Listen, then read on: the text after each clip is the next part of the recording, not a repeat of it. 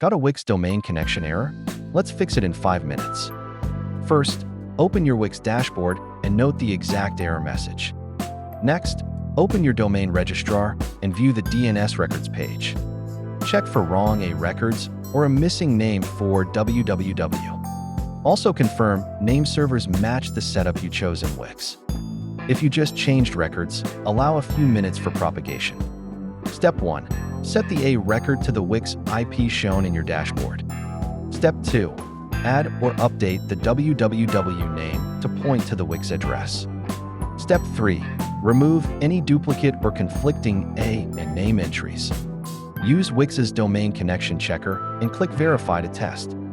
If it still fails, clear cache, try another browser, or lower TTL temporarily. Quick recap: fix DNS, verify, wait. Contact Wix support or your registrar for help.